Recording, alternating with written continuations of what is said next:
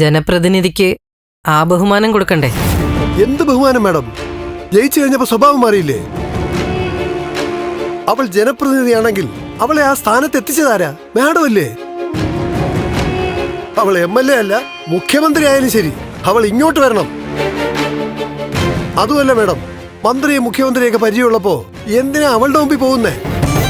Sippy, ഞാനിപ്പോ പോകുന്നത് പരാതി കൊടുക്കുന്നതിനൊപ്പം മറ്റു ചില കാര്യങ്ങൾ നിരീക്ഷിക്കാൻ കൂടിയാ. എന്ത് നിരീക്ഷണം? പ്രഭാവതിക്ക് ഋഷിയോടുള്ള വൈരാഗ്യത്തിന് അവരുടെ എന്തെങ്കിലും നീക്കം ഇതിന്റെ പിന്നിലുണ്ടോന്ന് അന്വേഷിക്കണം.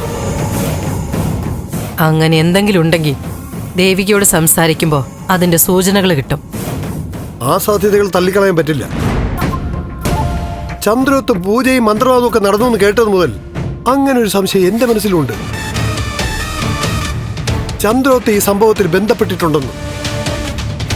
അന്ന് ഞാനിത് പറഞ്ഞപ്പോ വെറും തോന്നലാണെന്ന് മാഡം തള്ളിക്കളഞ്ഞു. ഇന്നിപ്പോ മാഡത്തിന് സംശയം തോന്നി തുടങ്ങിയിരിക്കുന്നു അല്ലേ? നല്ല കാര്യം. സംശയങ്ങളൊന്നും സത്യമാവണമെന്നില്ല. എന്നാലും ദേവികയോട് സംസാരിക്കുമ്പോൾ എന്തെങ്കിലുമൊക്കെ ഉണ്ടെങ്കിൽ അത് പുറത്തു വരും. എനിക്ക് ഋഷിയെ എത്രയും വേഗം തിരിച്ചിട്ടണം.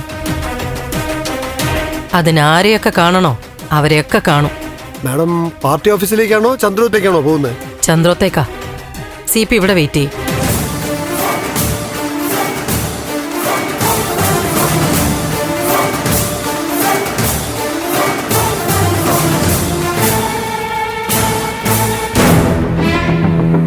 ഇതുവരെ എന്നോട് സംസാരിക്കാത്ത രീതിയിലാണ് KK നായർക്ക് വേണ്ടി മന്ത്രി സംസാരിച്ചത്. എനിക്കറിയാം, അടുത്ത ഘട്ടത്തിൽ കുറച്ചുകൂടി കടുത്ത ഭാഷയിലായിരിക്കും സംസാരിക്കാൻ പോകുന്നത്. KK നായരിൽ നിന്ന് കാര്യമായിട്ട് എന്തെങ്കിലും തടഞ്ഞു കാണുമായിരിക്കും. പാർട്ടിക്ക് വേണ്ടി ചില വിട്ടുവീഴ്ചകളൊക്കെ ചെയ്യണമെന്നാണ് മിനിസ്റ്റർ പറയുന്നത്.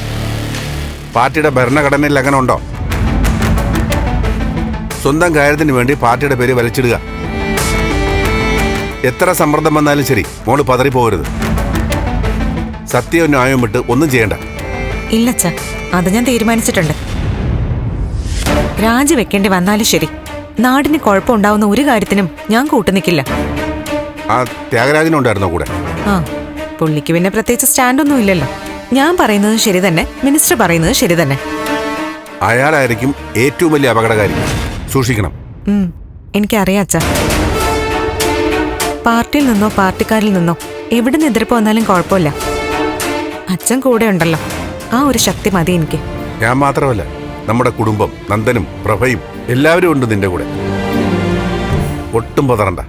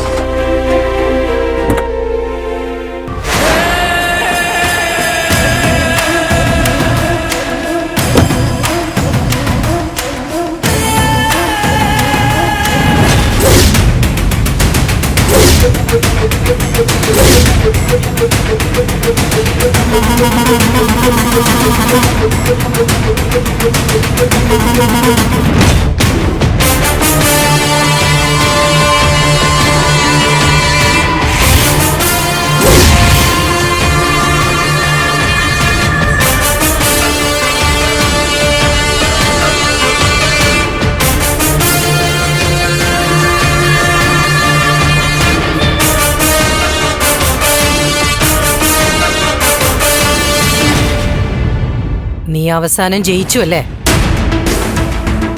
എന്നെ തോപ്പിച്ചു കളഞ്ഞു. ഈശ്വര, അരുന്ധതി എല്ലാം അറിഞ്ഞിരിക്കുന്നു. ഏത് നിമിഷവും ഇനി ഇവിടെ പോലീസ് വരും. എന്റെ ഋഷിയെ കാണാനില്ല. ഞങ്ങൾക്കറിയില്ല ഋഷി എവിടെയാണെന്ന്. എനിക്ക് അവനെ കിട്ടിയേ തീരൂ. അവനെ തിരികെ കൊണ്ടുപോകണം എനിക്ക്. അല്ല, അതിനെന്തിനാ ഇവിടെ വന്നത്? ഇവിടെ ആർക്കും അറിയില്ല അവൻ എവിടെയാണെന്ന്. വാസ്തവത്തിൽ അന്ന് ഋഷി വഴി തടഞ്ഞ് എന്നെ അവഹേളിച്ചപ്പോ ഞാൻ അവിടെ വന്ന് ബഹളം വെക്കേണ്ടതായിരുന്നില്ലേ? അവൻ വഴിയിൽ വെച്ച് എന്തൊക്കെയോ ചോദിച്ചത് അത്രയ്ക്കങ്ങ് അവഹേളനമായെങ്കിൽ അവനോട് ചെയ്തതിനൊക്കെ എന്ത് പേരിട്ട് വിളിക്കും? കഴിഞ്ഞ കാര്യങ്ങളൊക്കെ മറക്കാം. പ്രഭാവതി മറന്നോളൂ, പക്ഷെ അരുന്ധതി ഒന്നും മറക്കില്ല.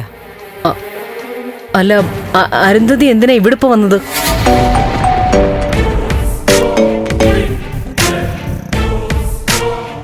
ആസിപ്പി, ആ ഞാനിവിടെ എത്തി. ഇല്ല, കണ്ടിട്ടില്ല. ഈശ്വര, ഇവളെല്ലാം അറിഞ്ഞിട്ടുണ്ടാവോ? അറിഞ്ഞു കാണും. അതുകൊണ്ടാണല്ലോ ഞാൻ അരുന്ധതിയെ തോൽപ്പിച്ചു എന്നൊക്കെ പറഞ്ഞത്. പാവം എന്റെ മോൻ. കുഴപ്പമെന്തെങ്കിലും ഞാൻ വിളിച്ചോളാം. MLA കണ്ട് സംസാരിച്ച് എന്തെങ്കിലും ഒരു തീരുമാനമാവാതെ ഞാൻ മടങ്ങി വരില്ല. CP ടെൻഷൻ ആവണ്ട.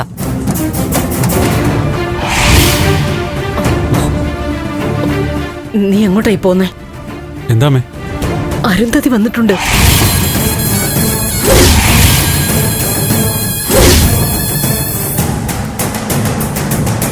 നീ ഇപ്പൊ അങ്ങോട്ട് പോണ്ട. എന്തിനാ അവര് വന്നേ? ഋഷിയെ അന്വേഷിച്ച് വന്നതാന്ന്.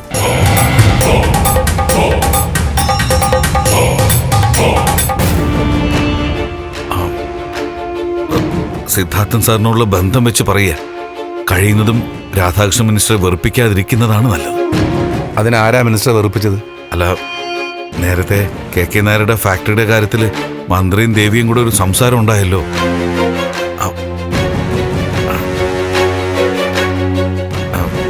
ദേവിക മാഡം പറയേണ്ടതൊക്കെ കൃത്യമായിട്ട് തന്നെ പറഞ്ഞു. പക്ഷെ പുള്ളിക്കത് ഫീൽ ചെയ്തു. എന്ത് ഫീൽ ചെയ്തോന്ന്?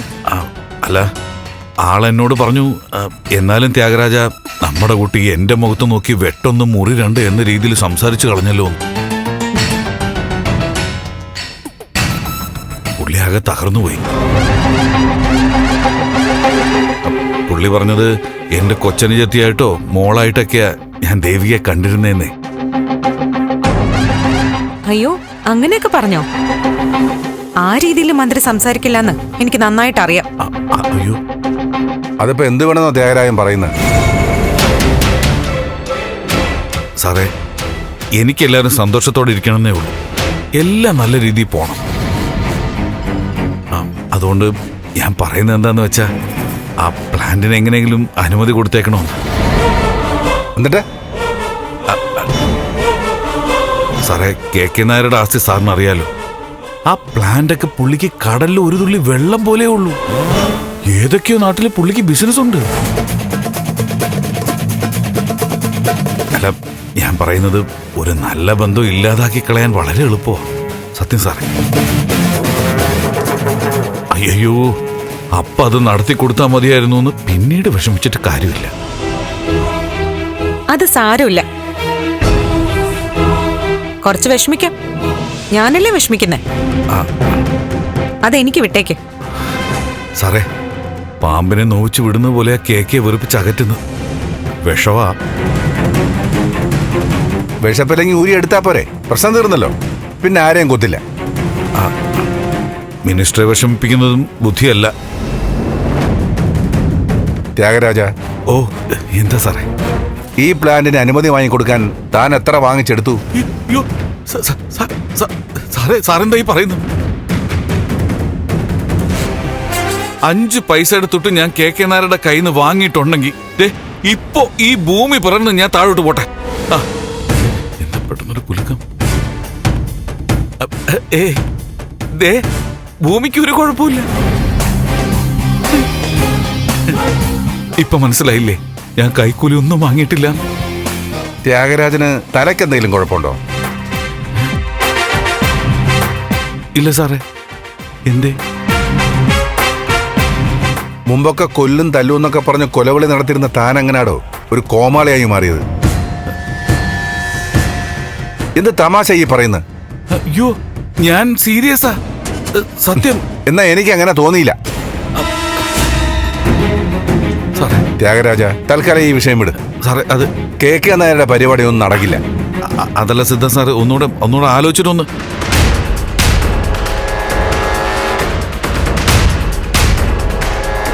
പിന്നെ ഓ, കെ നായരോട് പറഞ്ഞേക്ക്, ഏതൊക്കെ വഴി ശ്രമിച്ചാലും നാടിന് ദോഷം വരുന്ന ഒന്നും രാമപുരത്ത് അനുവദിക്കില്ലാന്ന്. അല്ല മാഡം, ഞാൻ പറയുന്നൊന്നും മനസ്സിലാക്കും മാഡം.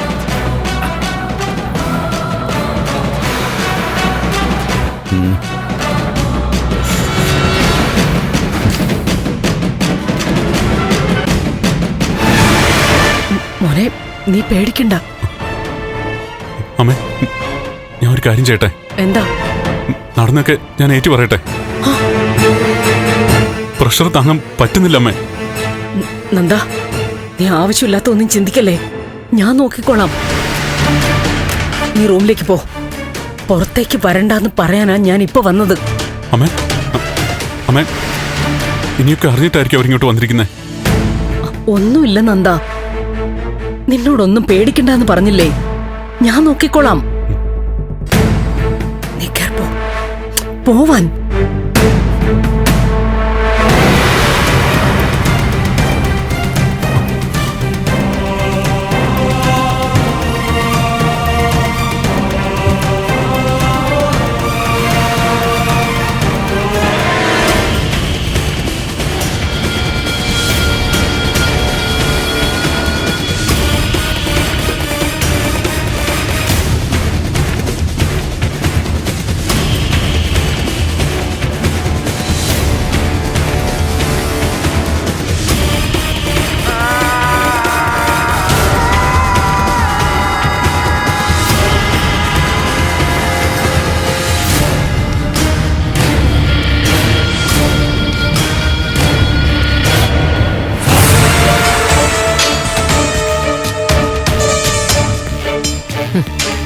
ഞാനൊന്ന് ഫോൺ ചെയ്ത സമയത്ത് അങ്ങ് മുങ്ങിയല്ലേ? രക്ഷപ്പെട്ട് കളയാന്നാണോ? രക്ഷപ്പെട്ട് കളയാൻ ഞാൻ എന്ത് തെറ്റ് ചെയ്തു? പ്രഭാവതി തെറ്റു ചെയ്തു എന്ന് ആര് പറഞ്ഞു? നേരത്തെ ഞാൻ പറഞ്ഞു നീ ജയിച്ചു എന്ന്. അതെന്താന്ന് മനസ്സിലായില്ലേ? എനിക്ക് നിന്റെ മുറ്റത്തേക്ക് വീണ്ടും വരേണ്ടി വന്നു.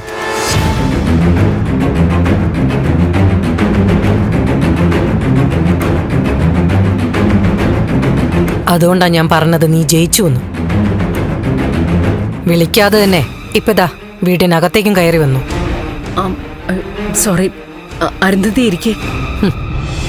മക്കൾക്ക് വേണ്ടി അമ്മമാർ ശത്രുക്കളോട് യുദ്ധം ചെയ്ത് ജയിക്കേണ്ട സന്ദർഭങ്ങളുണ്ടാവും. അതുപോലെ തന്നെ മക്കൾക്ക് വേണ്ടി തോറ്റു കൊടുക്കേണ്ടിയും വരും. എന്റെ ഋഷിക്ക് വേണ്ടി ഞാൻ തോറ്റു തരുന്ന സന്ദർഭമാണ് ഇത്.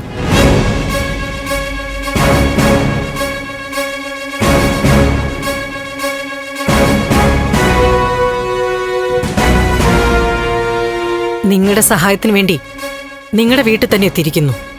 അല്ല, ഞങ്ങള് സഹായിക്കണമെന്ന് പറഞ്ഞാ? എന്റെ മകനെ കണ്ടുപിടിക്കാൻ സ്ഥലം MLAയുടെ സഹായം വേണം. പ്രതീക്ഷകളൊക്കെ അവസാനിക്കുന്ന പോലെ തോന്നിത്തുടങ്ങി. കൂട്ടുകാർക്കും അറിയില്ല, പോലീസ് കൈയൊഴിയ ഈ നാട്ടിലെങ്ങും ഇല്ലാന്ന്. സ്ഥലം MLA വിചാരിച്ചാ എന്തെങ്കിലും നടക്കുമെന്നറിയണം. എനിക്ക് എന്റെ ഋഷിയെ കണ്ടുപിടിച്ചേ തീരൂ. അരുന്ധതി, വിഷമിക്കണ്ട. വിഷമിക്കണ്ടെന്ന് പറയാൻ ഋഷി എവിടെയാണെന്ന് പ്രഭയ്ക്കറിയോ? അങ്ങനല്ല ഋഷി. അവനെ തിരിച്ചു കിട്ടുന്ന നിങ്ങൾക്ക് ഉറപ്പുണ്ടോ? എനിക്കറിയാം, അവനെ കാണാതായതില് ഏറ്റവും കൂടുതൽ സന്തോഷിക്കുന്നത് പ്രഭാവതി ആയിരിക്കുന്നു. ഇല്ല, ഒരിക്കലുമല്ല. എന്നോട് കള്ളം പറയണ്ട. എനിക്ക് ആ മനസ്സ് കാണാം, ആ മനസ്സിലെ സന്തോഷവും കാണാം. ഒരു ശത്രു ഒഴിഞ്ഞു പോയതിന്റെ ആശ്വാസമല്ലേ നിങ്ങളുടെ മുഖത്ത്? അയ്യോ അല്ല, നീ നേരത്തെ പറഞ്ഞു മക്കൾക്ക് വേണ്ടി അമ്മമാര് തോൽക്കുകയും ജയിക്കുകയും ഒക്കെ ചെയ്യുന്നു. അതുപോലെ തന്നെയാ ഒരമ്മയുടെ വിഷമം മറ്റൊരമ്മയ്ക്ക് മനസ്സിലാവുകയും ചെയ്യും. അരുന്ധതിയുടെ വിഷമം എനിക്കറിയാം. വേണ്ട, എന്നോട് നീ സഹതാപം കാണിക്കണ്ട.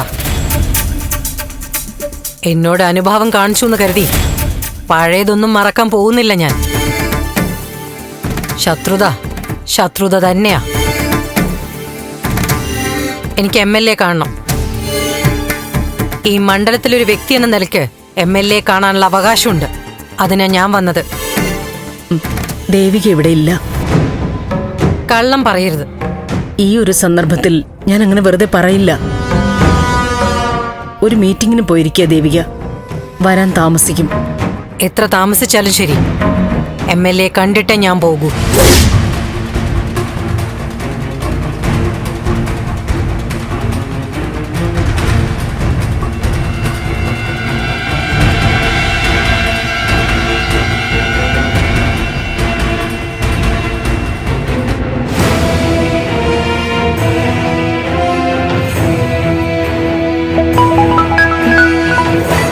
അരുന്ധതി മാഡം ആണല്ലോ. Hello madam. MLA അല്ലേ? ആ, ദേവിക മാഡം. എന്താ മാഡം? ഞാൻ MLAയുടെ വീട്ടിലുണ്ട്, ചന്ദ്രോത്ത്. എനിക്കൊന്ന് കാണണം. മാഡം, ഞാൻ പാർട്ടി ഓഫീസിലാ. ഉടൻ തന്നെ ഇറങ്ങും. വൈകാതെ അവിടെ എത്താം. മാഡം ഒന്ന് വെയിറ്റ് ചെയ്യാവോ? അല്ലെങ്കിൽ വേണ്ട, ഞാൻ മാഡത്തിന്റെ വീട്ടിലോട്ട് വരാം. വേണ്ട, ഞാൻ വെയിറ്റ് ചെയ്തോളാം. എത്ര വൈകിയാലും ശരി, MLA കണ്ടിട്ടേ ഞാൻ പോകുന്നുള്ളൂ. ഓക്കെ മാഡം, ഞാൻ ഉടനെ എത്താം.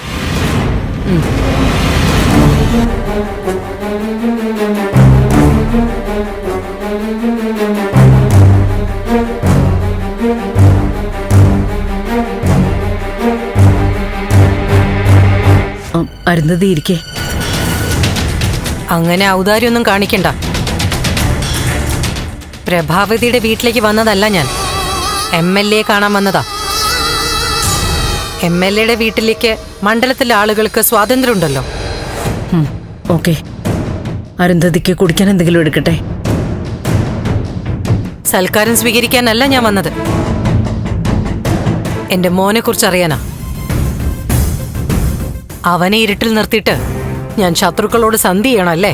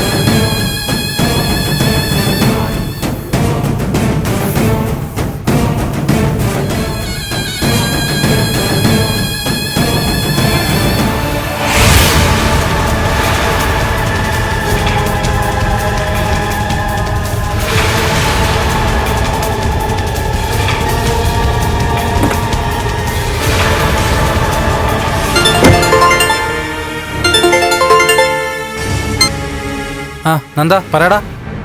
കെവിനെ, എടാ നിനക്കൊന്ന് ഇങ്ങോട്ട് വരാൻ പറ്റുമോ? എന്താടാ കാര്യം? എടാ, ആ അരുന്ധതി മേഡം വന്നിട്ടുണ്ട്. ഋഷി അന്വേഷിച്ച് എവിടേക്ക് വന്നിരിക്കുന്നേ? എടാ എടാ സത്യമാണോ? അതേടാ, ഇത് വലിയ കുഴപ്പമാവുന്ന തോന്നുന്നേ. നിന്നോട് അവര് സംസാരിച്ചോ? അവരെന്താ പറയുന്നേ? ഞാനവരെ കണ്ടില്ല.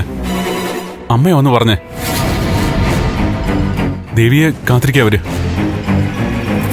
മകനെ കാണാതായതിന് MLAക്ക് പരാതി കൊടുക്കാൻ. അത്രേ ഉള്ളൂ? അവര് പരാതി കൊടുത്തിട്ട് പോട്ടടാ. നിനക്ക് അങ്ങനെയൊക്കെ പറയാം.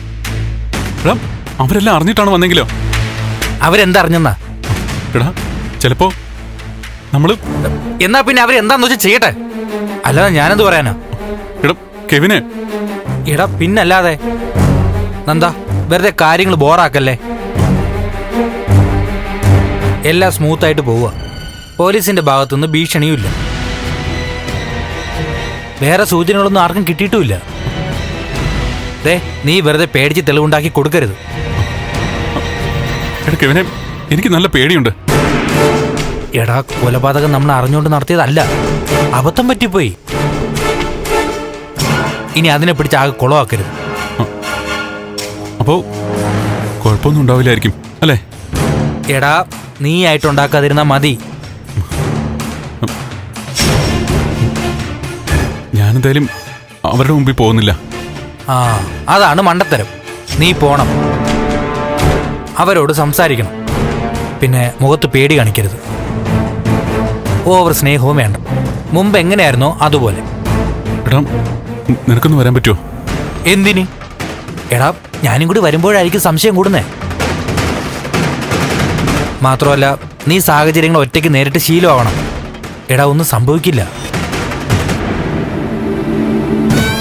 പറ്റുമെങ്കിൽ ഞാനൊന്ന് ബെല്ലെ ഒന്ന് കാണാം. ശരി, കുഴപ്പമൊന്നും വരില്ലായിരിക്കും അല്ലേ? എന്റെ പൊന്നു നന്ദ, എത്ര പ്രാവശ്യം ഞാൻ പറയണം? ഒരു പ്രശ്നം ഉണ്ടാവില്ല.